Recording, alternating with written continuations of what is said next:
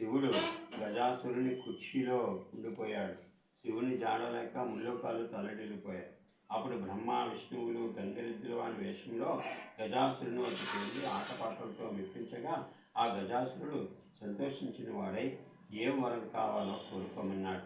అందుకే గంగరిద్దుల వేషంలో ఉన్న బ్రహ్మ విష్ణువులు గజాసుర పరమశివుడు లేక ముల్లోకాలు అల్లాడిపోతుంది. నీవు కుర్చీ ఎందు నీ చిత్తం చేసుకున్న శివుణ్ణి తనకిమ్మని కోరుకున్నాడు. మాట మార్చకుండా గజాసురుడు సరే అన్నాడు. నంది తన కొమ్ములతో గజాసురుని పట్టు చీల్చి శివుణ్ణి పరిగ్రహించాడు. అంతట గజాసురుడు, శివ, నీవు నా శిరస్సు గణ్యతను చేకూర్చి నీవు నా ధర్మం ధరించాలని వారు కోరుకున్నాడు. సరే అన్నాడు సర్వేశ్వరుడు. బ్రహ్మ విష్ణువు శివ ఇంద్రాదులు దేవలోకానికి బయలుదేరారు.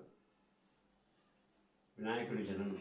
పరమేశ్వరుడు వస్తున్నాడన్న వార్త కైలాసంలో పార్వతికి తెలిసి అభింగన స్నానం చేసి పతికి స్వాగతం చెప్పాలని అభింగన స్నానానికి తయారైంది. తన వంటికి నలుగు పెట్టుకున్న నలుగు పిండితో బొమ్మను తయారు చేసి తన తపశక్తి వల్ల పొందిన వరంతో ఆ బొమ్మకు ప్రాణప్రతిష్ఠ చేసి మందిరం అంతా కాపలా ఉంచి ఎవరిని లోపలికి రావద్దని చెప్పి స్నానానికి వెళ్ళింది. కైలాసం నుంచి విముక్తిని పొంది కైలాసం వచ్చిన శివుడు లోపలికి వెళ్ళబోగా బొమ్మ వద్ద బాలుడు అడ్డగించాడు.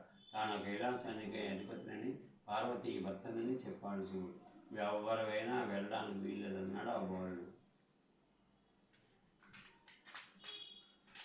వాద ప్రతివాదాలు విన్న తర్వాత వాదప్రతివాదాలు పెరిగాయి. పట్టుదలకు పెరిగి శివుడు కోపం వచ్చింది. ప్రమదగణాలు కూడా బాలుని ముందు ఓడిపోయాయి. ఇక తాళలేక శివుడు త్రిశూలంతో బాలుని శిరస్సును ఖండించాడు. పార్వతి వచ్చి నిర్జీవుడిగా ఉన్న బిడ్డను చూసి, నాథ, పసివాడిని ఇంత దారుణంగా హింసిస్తారా అని రోధించింది. శివుని మనస్సు అర్థమైంది. తన తొందరపాటుకు చిందించాడు. నీ బిడ్డను బ్రతికిస్తానని పార్వతికి మాట ఇచ్చాడు. వెంటనే తన పరివారాన్ని పంపించి ఉత్తరముఖంగా పొరున్న వారి శిరస్సును తెమ్మన్నాడు. ఆ పరివారం ముల్లోకాలు గాలించారు.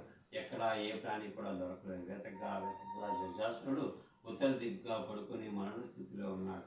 ఆ గజాసురుని శిరస్సును తెచ్చి బాలుని ముండానికి అతికించి సంజీవుని చేశారు. పార్వతి ఆనందించింది. వినాయకుడిని గజముఖం గలవాడని, గజాననుడిని, వినాయకుడిని, లంబోదరుడిని పరిపరిణామాలతో పార్వతనయుడిని అల్లాలు ముద్దుగా పెంచుతున్నది. వినాయకుడి యొక్క ఆధిపత్యం. కొంతకాలంలో భారతీయ పరమేశ్వరులకు కుమారస్వామి జన్మించాడు. అతను మహాబలశాలి. ఒకనాడు మునులు దేవతలు పరమేశ్వరుని దేవా, విఘ్నములకు అధిపతి కావాలని కోరారు. అందుకు వినాయకుడు కుమారస్వామి ఇద్దరు విఘ్నాధిపత్యంలో పోటీపడ్డారు. అంతటి శివుడు, నాయనలారా, ఈ ముల్లోకాల్లో గల పుణ్యనదులలో స్నానమాడి ముందుగా నా యుద్ధకు ఎవరు వస్తారో వారికే విఘ్నాధిపత్యం ఇచ్చేదనని పలుగా కుమారస్వామి తన వాహనమైన నెమలకు ఎక్కి వెళ్ళాడు.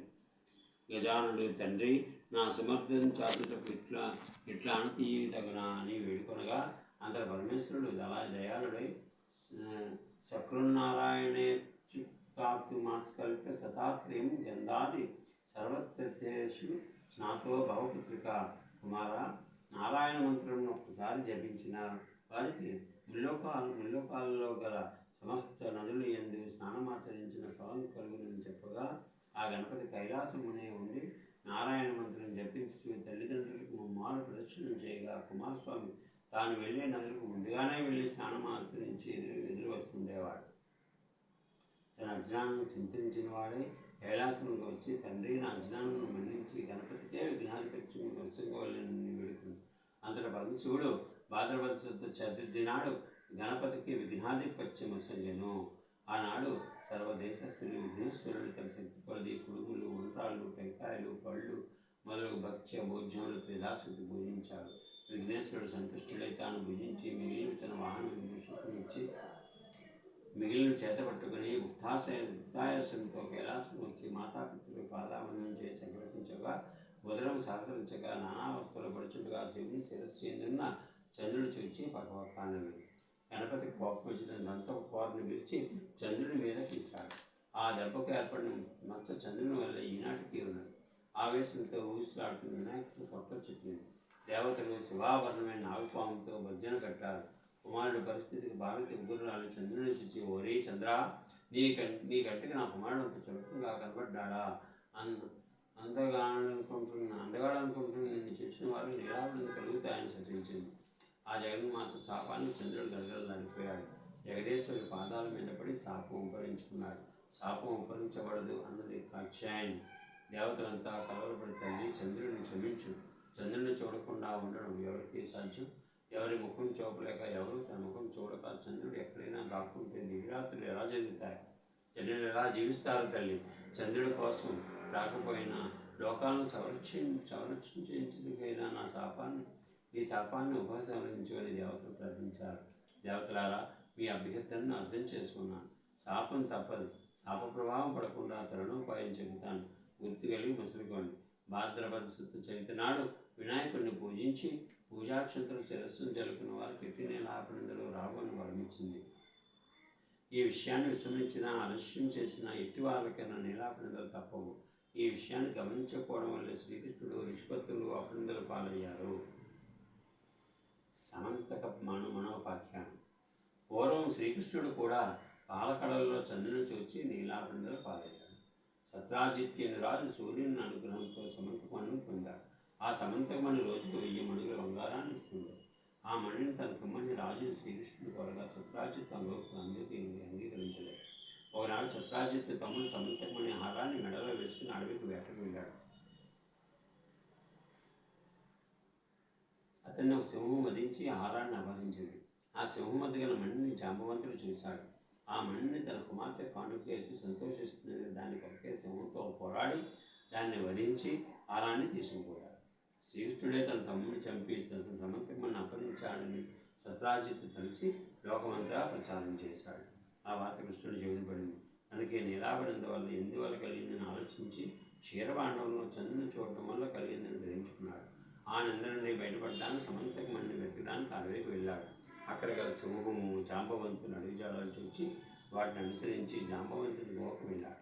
ఆ గుహలో ఉయ్యాలకు వేలాడుతున్న కనబడిన సమంతకమణిని చూశాడు. దాన్ని తీసుకుని పోగా జాంబవంతుడు వచ్చి శ్రీకృష్ణుడితో కనబడ్డాడు. అహోరాత్రులు హోరాహోరిగా చట్టము గదాఘాతకాలతోనూ 18 రోజులు యుద్ధం సాగారు.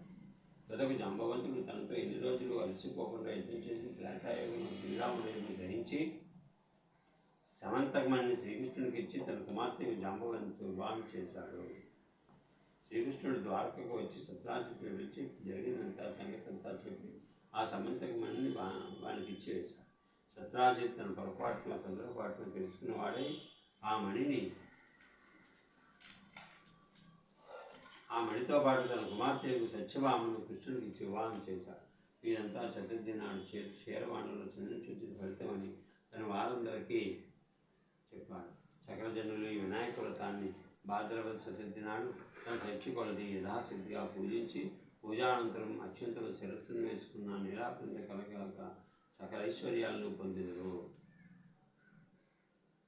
పూర్వం ఈ వ్రతమును సీతాదేవి వెతుకుతున్నప్పుడు శ్రీరాములను, వృత్తాసులను వధించినప్పుడు ఇంద్రుడును, గంగను భూమికి తెచ్చినప్పుడు భగీరథుడును, అమృతోత్పాదనము చేయనప్పుడు దేవాసురులను, విష్ణువ్యాధి నివారణకు సదాశివుడును, తమ రాజ్యాన్ని తిరిగి వదిలికే ధర్మరాజును చేసి సకల విజయములు సాధించరే.